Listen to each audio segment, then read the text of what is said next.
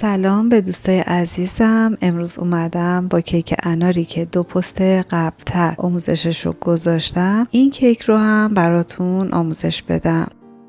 لطفاً این ویدیو رو تا انتها تماشا کنین، ما رو هم به دوستانتون معرفی کنین. لایک و سابسکرایب فراموش نشه.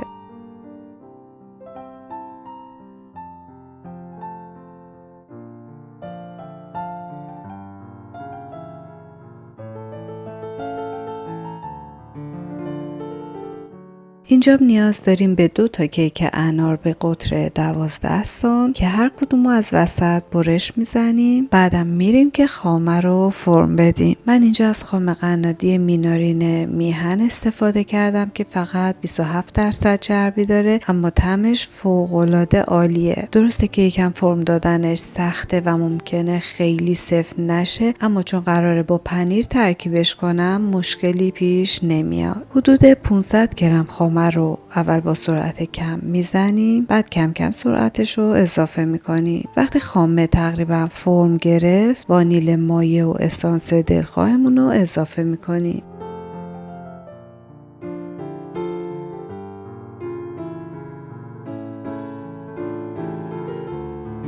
حالا 200 گرم پنیر خامه ماسکارپونه رو داخل ظرفی میریسیم. بعد حدود 160 گرم از خامه فرم گرفتمون رو اضافه میکنیم، با همزن در حد مخلوط شدن میزنیم. حالا خامه پنیرمون دیگه آماده است برای فیلینگ زدن. از اینجا به بعدش رو توی پکیج قبلی بهتون آموزش دادم. لینک فیلینگ گذاری رو بالای صفحه میتونین ببینین، اما اینجا با سرعت بیشتر براتون توضیح میدم. اول یکم خامه زیر لایه اولی میذاریم تا کیکمون حرکت نکنه، بعد لایه اول رو روش قرار میدیم. حالا با شیر یا شربت دلخواه مرطوب میکنیم. بعد یک لایه نازک از بریلوی دلخواهمون رو میریزیم. بعدم خامه پنیری رو اول یه لایه نازک روی سطح کیک میمالیم، بعد یه حلقه خامه دور کیک میزنیم و وسطش از سس انار میریزیم. اینجا میتونیم از دونه های انار هم استفاده کنیم تا موقع برش قشنگتر بشه.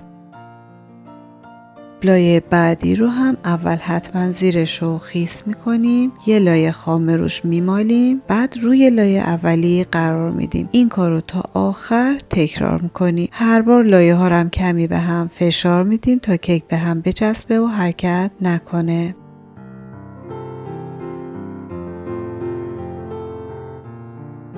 وقتی 4 لایه رو گذاشتیم، رو و اطراف کیک رو با خامه یک لایه پوشش میدیم و آسترکشی میکنیم. بعدم کیک رو میذاریم داخل یخچال تا خنک بشه و آماده روکش نهایی. دوستان نکته مهمی که هست، شما میتونین روی همین خامه اون کاور نهایی رو انجام بدین. اما من چون میخوام یک آموزش اضافه تر داشته باشم براتون، توی پست بعدی اول باتر کریم آمریکایی رو یادتون میدم، بعد روکش پاستیلی رو بهتون یاد میدم. این کاور خامه پاستیلی یکی از بهترین کاوراست که جایگزین خیلی خوبی برای خمیر فوندانته و شما به راحتی میتونین کیکتون رو توی دست بگیرین و جابجاش کنین. پس این پکیج رو از دست ندین و حتما قسمت‌های بعدی رو هم ببینین. منتظر کامنت‌های قشنگتون هستم. همتون رو به خدای بزرگ میسپارم. خدا نگهدار.